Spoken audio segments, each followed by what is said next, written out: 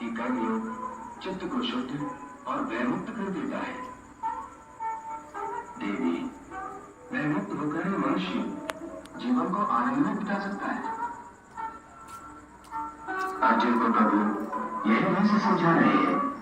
हे अर्जुन, तुम इंद्रलोक दिव्यास्त्र पाने के लिए गए थे, तब उर्वशी के मोहजाल में नहीं फंसे थे, उर्वशी से मोहित नहीं हुए थे, क्योंकि उस समय तुम्हारा मन निरासक्त था।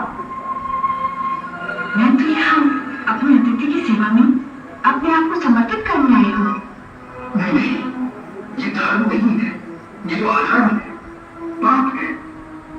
हे अप्सरा, मेरे लिए हर वो स्त्री जो मेरे विवाह बंधन में नहीं बंधी आदरणीय है, देवी और माता समान है।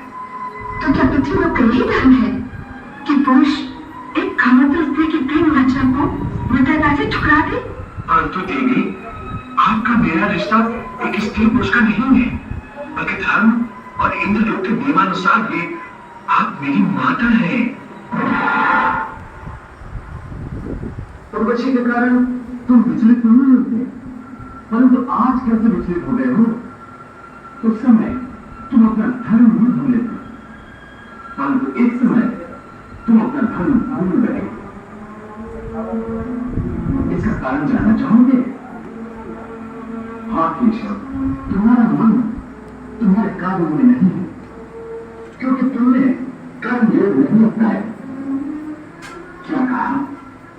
कर्मयोग से मन काबू में रहता है? हाँ अर्जुन, कर्मयोग के कारण कर्मयोगी का मन इधर उधर भटकता नहीं है। कर्मयोगी की बुद्धि स्थिर हो जाती है। जिस प्रकार पत्थर के एक मजबूत चट्टान को नदी की तूफानी लहरों में विचलित नहीं कर सकती।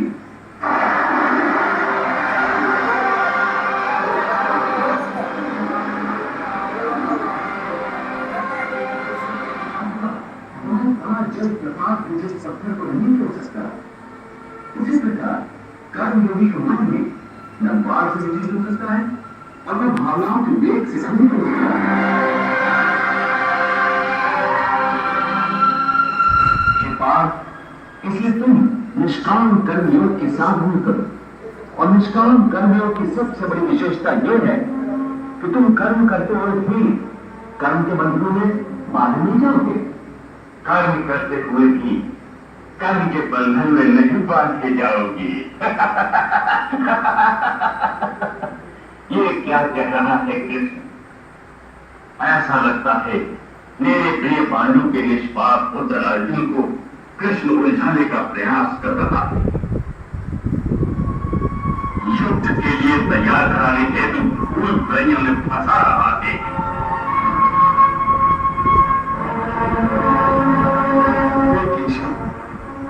तुम मुझे कौन सी भूल भुलैया में डाल रहे हो?